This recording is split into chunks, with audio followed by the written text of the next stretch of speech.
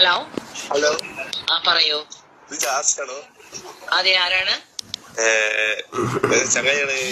ഗർഭമുണ്ടോന്ന് സത്യാണോ? ഗർഭം മോനെ ഇപ്പൊ 8 മാസമായിട്ടില്ല. നിങ്ങൾ വിളിച്ച് വെച്ചാൽ ഇപ്പൊ എനിക്ക് നാളെ തന്നെ പ്രസവിക്കാൻ പറ്റില്ലല്ലോ. 8 മാസമല്ലേ ആയിട്ടുള്ളൂ. ഇനി ഒരു മാസം കൂടി ഇല്ല. അത് കഴിഞ്ഞിട്ട് എന്തായാലും പ്രസവിക്കുമ്പോ കുട്ടിയുടെ ഫേസ് ഞാൻ എന്റെ അക്കൗണ്ടിൽ പോസ്റ്റ് ചെയ്യാം കേട്ടോ. ശരി. എന്റെ മോന്റെ പേരെന്താ? എന്റെ പേര് അങ്ങനൊന്നുമില്ല. അങ്ങനൊന്നും ഇല്ലാന്നുള്ള പേരോ? വാവ്, വളരെ മനോഹരമായിട്ടുണ്ട്. എല്ലാ ഗ്രൂപ്പിൽ മെസ്സേജ് വന്നു ഇങ്ങനെ നിങ്ങൾ വാട്സാപ്പില് ഫോട്ടോ ഒരു വീഡിയോ എല്ലാം അയച്ചിട്ട് ഞാൻ വെച്ച് ഫേക്ക് ആയിരിക്കും ബന്ധം വിളിച്ചോക്കത്. അപ്പൊ കറക്റ്റ് അല്ലേ? ഓക്കെ, എന്താ ഈ പ്രസവം അങ്ങ് പ്രസവിച്ച് കഴിയട്ടെ, അടുത്ത പ്രസവം നമുക്കൊന്നൊരു കൈ നോക്കാം. നിങ്ങൾ നമ്പർ ആറ്റിക്കാട്ടെ, ഞങ്ങള് നമ്പറിൽ അങ്ങ് എത്തിക്ക്. അതെനിക്ക് ഇഷ്ടപ്പെട്ടു. ഈ കൊള്ളാല കളി. ശരി, ജാസിയുടെ നമ്പറൊക്കെ ആരൊക്കെ ലീക്ക് ആക്കിയിട്ടുണ്ട് കേട്ടോ. ഇപ്പൊ ഇൻസ്റ്റഗ്രാമിൽ കിടന്നിങ്ങനെ കറങ്ങുന്ന ഒരു വോയിസ് ആണിത്. ഏതോ ഒരു പയ്യൻ വിളിച്ചിട്ട് നിങ്ങള് ഗർഭിണിയാണ് എന്നൊക്കെ കേട്ടാലേ ഉള്ളാണ്ടാന്ന് ചോദിച്ചപ്പോ പിന്നെന്താ സംശയം, ഇത് കഴിഞ്ഞിട്ട് നമുക്കൊരു കളി നോക്കാന്നാ പറയുന്നത്. എന്തായാലും ഉളുപ്പുണ്ടല്ലോ, ഒന്നൊന്നര ഉളുപ്പാണ്. എന്താണ് ഈ മലപ്പുറം ജില്ലയ്ക്ക് ഇത്രമാത്രം ശാപം കിട്ടാനും മാത്രം? ഞങ്ങളൊക്കെ എന്ത് പണ്ടാറാ ചെയ്തേ. കുറ്റിപ്പുറത്ത് മലപ്പുറം ജില്ലയുടെ പേര് കാണാൻ ഇങ്ങനെ ഒരു സാധനം. അതേപോലെ തന്നെ MRZ തൊപ്പിയുടെ ഒരു ടീമിലൊരു പയ്യുണ്ടല്ലോ, റാംബോ. ഈ റാംബോയുമായിട്ട് ഏതോ ഒരു ചെക്കൻ മലപ്പുറം ജില്ല ഞങ്ങൾ അങ്ങനെയാണ് ഇങ്ങനെ മലപ്പുറംകാരെ തൊട്ട് കളിക്കല്ലേ എന്നൊക്കെ പറഞ്ഞിട്ട് തല്ല് വേറെ സൈഡിൽ നടക്കുന്നുണ്ട്.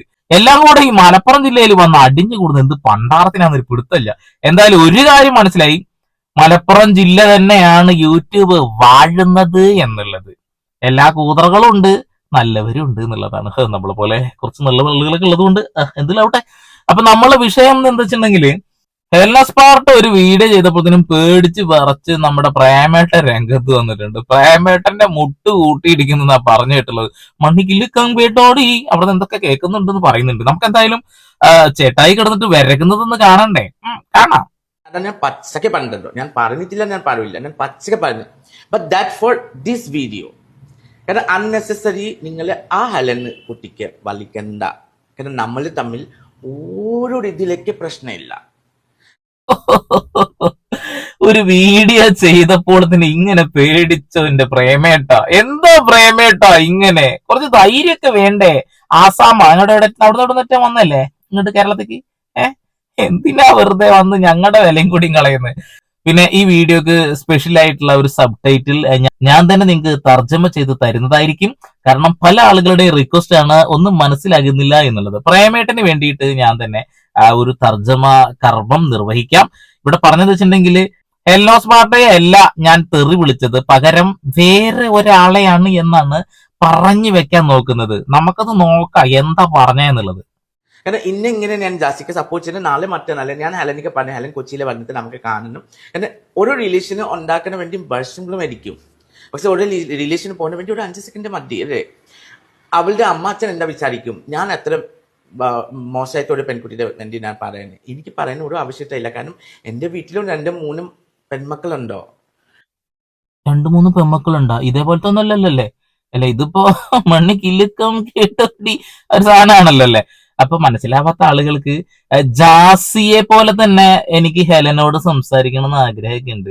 കൊച്ചിയിൽ വന്ന കാണാന്ന് ഞാൻ പറഞ്ഞിട്ടുണ്ട്. എനിക്ക് മനസ്സിലായതട്ട പറയുന്നത് കൊങ്ങിണിയാണ് പറഞ്ഞത്. അതുകൊണ്ടാണ് അവൾ നല്ലൊരു കുട്ടിയാണ്. അവരുടെ വീട്ടുകാർ എന്നെ കുറിച്ച് തെറ്റിദ്ധരിക്കുമോ? ഞാൻ അങ്ങനെയുള്ള ഒരാളല്ല, എന്റെ വീട്ടിലും കുറെ മക്കളുണ്ട് എന്നൊക്കെ പറയുന്നത്. എന്നാലിപ്പോ ഹെലനെ വിളിച്ചു എന്നൊക്കെ പറയുന്നുണ്ട്. ഇനി ഹെലൻ വല്ല സംസ്കൃതത്തിൽ വല്ല ശ്ലോകവും ചൊല്ലിക്കൊടുത്തോന്ന് അറിയില്ല. നന്നായിട്ട് ഭയപ്പെട്ടിട്ടുണ്ട്. ഞാൻ പറയുന്ന വാക്ക് ഈ വീഡിയോസിലാണ്. ഈ വീഡിയോസ് നിങ്ങൾക്ക് ഇപ്പോൾ ഇന്റർനെറ്റിലേക്ക് കിട്ടില്ല. കാരണം ആ വീഡിയോസ് നല്ല രീതിയിലേക്ക് വൈറലായിട്ടുണ്ടോ അവന്റെ ആ പ്രൊഫൈലിൽ. കാരണം ഞാൻ പറഞ്ഞു രാഹുൽ നായർ പറഞ്ഞ ആ പ്രൊഫൈലുണ്ടോ, അത് നിങ്ങൾ കുറച്ച് ക്ലോസ് അവർക്ക് കാണിച്ചു കൊടുക്കുക. അപ്പാണ് ആൾക്കാർക്ക് ഇതാണ് വീഡിയോ. ഇത് ഹെലനെ അയച്ചു കൊടുത്തിട്ടുണ്ട്. ഞാൻ ഹെലനിക്ക് അയച്ചു കൊടുത്തിട്ടുണ്ടോ? ആ വീഡിയോ ഞങ്ങൾക്ക് കേൾപ്പിച്ചറിയാം കേട്ടോ. നിങ്ങൾക്ക് എന്തെങ്കിലും മനസ്സിലായ? ഇതിന്റെ ഇടയിൽ ഏതൊരു പയ്യൻ എടുത്തൊരു വീഡിയോ ഉണ്ട്, അത് ഭയങ്കര രീതിയിൽ വൈറലായിട്ടുണ്ട്. അതിനി സോഷ്യൽ മീഡിയ നോക്കിയാൽ കാണൂല. അതെന്ത് പണ്ടാറ? സാധാരണ നിലക്ക് വൈറലായ വീഡിയോ അല്ലേ തെരഞ്ഞാ കാണുക. എന്താ ഉദ്ദേശം എന്ന് മനസ്സിലായിട്ടില്ല. അവർ മറുപടി കൊടുത്തത് മറ്റൊരു കാര്യത്തിനാണെന്നാ പറയുന്നത്. പക്ഷെ നമുക്കത് വിത്ത് എവിഡൻസ് തന്നെ പൊളിക്കാനുണ്ട്. ആദ്യം ആ മറുപടി കൊടുത്ത വീഡിയോന്റെ മറുപടിയും ആ ചോദ്യമൊക്കെ ഒന്ന് കേൾക്കാം. അധിക്ഷേപിച്ചുകൊണ്ട് കമന്റ് ഇടുകയും വീഡിയോ ചെയ്യുകയൊക്കെ ചെയ്തിട്ടുണ്ടായിരുന്നു. അവർക്ക് നല്ല കാര്യമുണ്ട് മാറണം. ഇതിന്റെ സത്യാവസ്ഥ എന്താ ഞാൻ നിങ്ങൾക്ക് പറഞ്ഞു കൊടുക്കാം. ഇതിന്റെ സെറ്റോ ബോക്സോ എന്ത് മനസ്സിലായില്ല. ഇതിന്റെ സെറ്റോ ബോക്സ് എന്താന്ന് ഞാൻ പറഞ്ഞ് മനസ്സിലാക്കി തരുന്നു വേണ്ട. നിങ്ങൾ എന്താ കേട്ടത്? ഈ കമന്റ് ഇടുന്ന ആളെ കുറിച്ചാണ് ചോദിച്ചത് അല്ലെ? ഈ കമന്റ് ഇടുന്ന ആളെ കുറിച്ചിട്ട് ചോദിച്ചപ്പോ അവൾക്ക് കഴപ്പാണെന്നാ പറഞ്ഞിട്ടുള്ളത് അല്ലെ? എന്നാൽ സെറ്റോ ബോക്സ് കേൾക്കണ്ടേ? സത്യാവസ്ഥ കേട്ടോളി. ഞാൻ ഹെലനോസ് പാട്ട എന്ന് പറയുന്ന യൂട്യൂബർ വളരെ അധിക്ഷേപിച്ചുകൊണ്ട് കമന്റ് ഇടുകയും വീഡിയോ ചെയ്യുകയൊക്കെ ചെയ്തിട്ടുണ്ട്. അവൾക്ക് നല്ല കഴപ്പുണ്ടോ? മാറണം. അവൾക്ക് നല്ല കഴപ്പുണ്ട്, മാറണം. ഈശ്വര, ഞാൻ ചെവിട് വല്ല മണ്ണെണ്ണ ഒഴിച്ച് കഴുകേണ്ടി വരും. ഇതന്നല്ലേ ഈ തള്ളപ്പടി സോറി ഇതന്നല്ലേ പ്രേമേട്ടൻ പറഞ്ഞത് അല്ലേ? വേറൊന്നുമില്ലല്ലോ. എന്നിട്ടും എന്തൊരു ഇതാടോ. അതിന്റെ കുറച്ച് ഭാഗം കട്ട് ചെയ്തിട്ട് നേരെ ഹെലനോസ് പാട്ടൊക്കെ അയച്ചു കൊടുത്തു. ഹെലനോസ് പാട്ട വിളിച്ച് നല്ല ആട്ടിയിട്ടുണ്ടാവും. ഇപ്പൊ കേട്ടിട്ടുണ്ടാവും. ഇനി ഹെലൻ കണ്ടിട്ടില്ല എന്നുണ്ടെങ്കിൽ എല്ലാവരും ഹെലൻ ഈ വീഡിയോ ഒന്ന് എത്തിച്ചു കൊടുക്കണം കേട്ടോ. അമ്മാതി ഡയലോഗാണ്. അത് കഴിഞ്ഞ് വീണ്ടും ന്യായീകരണം അതും കേൾക്കാം. ഈ ഫോണ് എവിടെയാ വന്നിട്ട് ഇങ്ങനെ വീഡിയോ എഡിറ്റിന്റെ ക്വസ്റ്റ്യൻ ചോദിക്കും. ഈ ഫോണില് നന്നായിട്ട് റെക്കോർഡാവും. പക്ഷെ നമ്മൾ അവിടെയാണ്. നമുക്ക് ആ ക്വസ്റ്റ്യൻ 10 ആൾക്കാർ ചോദിക്കുന്ന ക്വസ്റ്റ്യൻ്റെ നമുക്ക് ഓരോ ആൾക്ക് മാത്രമേ ആൻസർ തരാൻ പറ്റത്തുള്ളൂ. പക്ഷെ ആ സെയിം റിയാക്ഷൻ അടിച്ചിട്ട് ഇതാണ് പഠനത്തെ കൊടുക്കുന്നുണ്ടെങ്കിൽ അത്ര മോശമാണ്. കാരണം ഞാൻ കൃത്യമായിട്ട് പറഞ്ഞ ഒരു വാക്കാണ് അവനിക്ക് നല്ല കറുപ്പാണ്. ആ വാക്ക് ഞാൻ കറക്റ്റാണ് പറഞ്ഞത്. അവനെ നല്ല കറുപ്പുണ്ട് ചന്തിയുടെ മുകളിൽ നിന്നാണോ പറഞ്ഞേക്ക് മനസ്സിലായില്ല. ഇത് ക്ലിയർ ആയില്ല കേട്ടോ.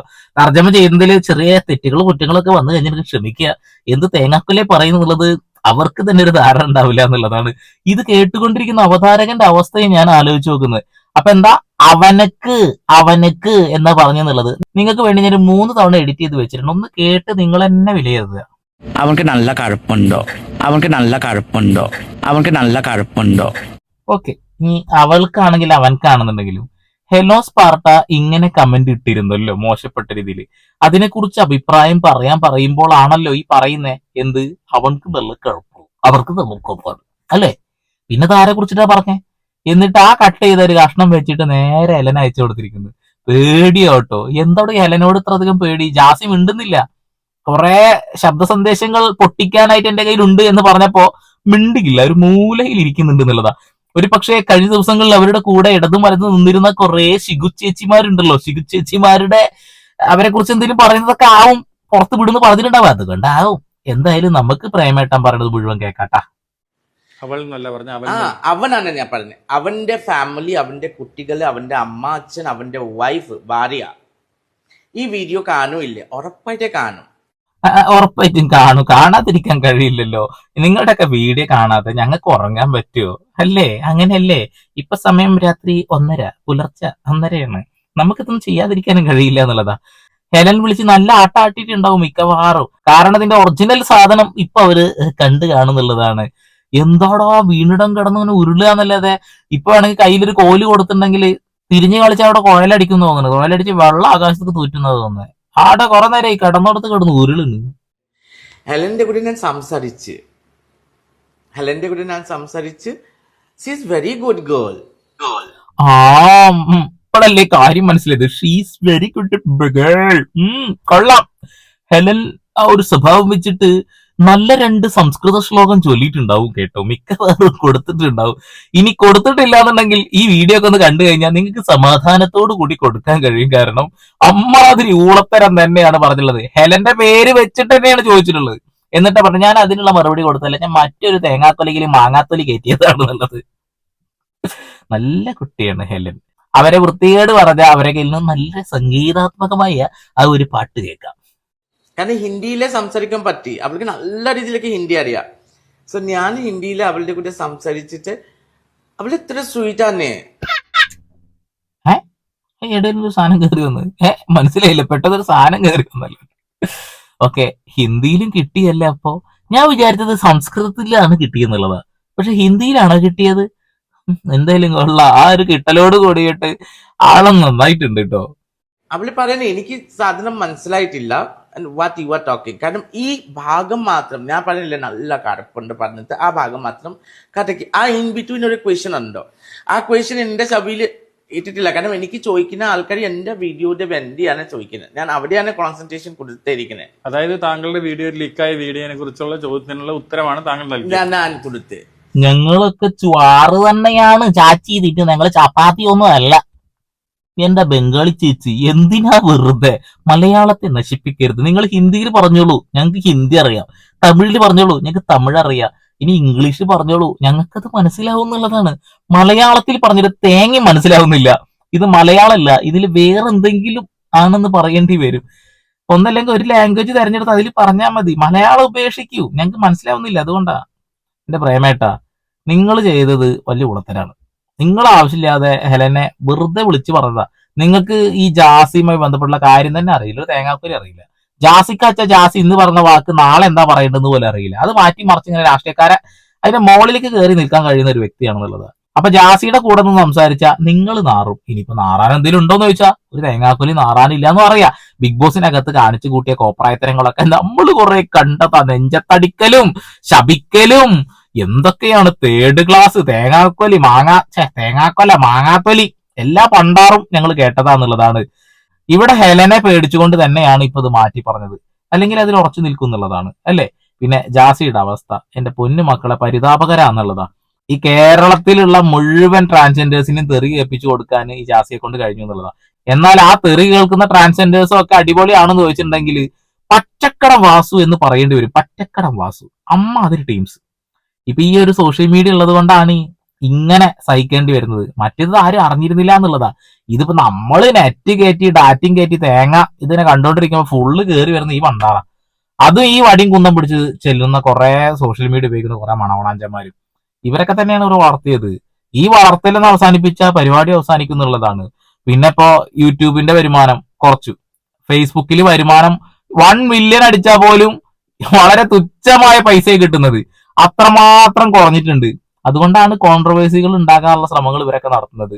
അതിൽ അറിയാണ്ട് പോയിട്ട് കുറെ ആളുകൾ വീഴും. നെഗറ്റീവ് കമന്റ് ഇടാനാണെങ്കിൽ അതിനു വേണ്ടി പോവും, എന്നിട്ടുള്ള സമയം കളയും. അവരുടെ സമയവും കളയും, അവരുടെ ഡാറ്റയും കളയും. അവർ കുറെ പൈസ കൊടുത്തതിന് തുല്യമായിട്ടാണ് ഇറങ്ങി പോരും ചെയ്യുന്നുള്ളതാണ്.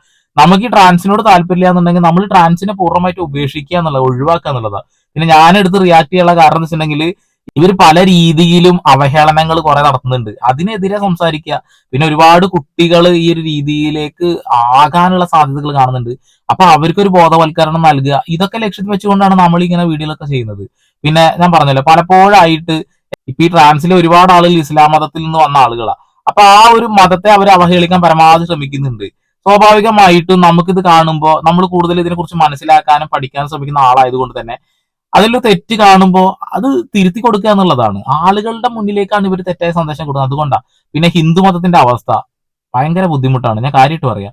കണ്ടികളെ ആരാധിക്കുന്ന ഒരു പരിപാടി ഉള്ളത് കൊണ്ട് തന്നെ ഹിന്ദുക്കൾക്ക് പൂർണ്ണമായി തള്ളിക്കളയാൻ കഴിയില്ല. സ്വന്തം വീട്ടിൽ വരുമ്പോൾ മാത്രമേ ഇതിനെ മാറ്റി നിർത്താനുള്ള ഒരു ആഗ്രഹം വരുള്ളൂ. അല്ലെങ്കിൽ ഈ ഹിജഡ സംസ്കാരമാണ്. ഈ ഹിജഡ എന്ന് പറയുന്നവരെ ഇത് തെറിയല്ല കേട്ടാ. ഈ ഹിജഡ എന്ന് പറഞ്ഞ ഒരു തെറിയായിട്ട് ആരും കാണണ്ട. അതങ്ങനെ ഒരു സംഭവം ഉണ്ട് ഹൈന്ദവ മതവിശ്വാസ പ്രകാരം.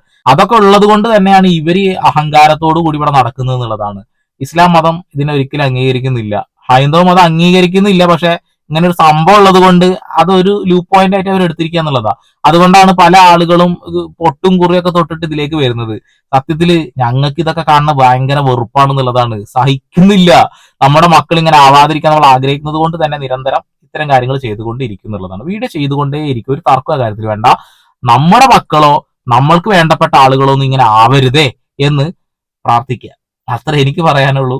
പരമാവധി ഷെയർ ചെയ്യുക. വീണ്ടും വരെ പുതിയ വാർത്താ വിശേഷങ്ങളുമായി ഇവിടെ പാടും.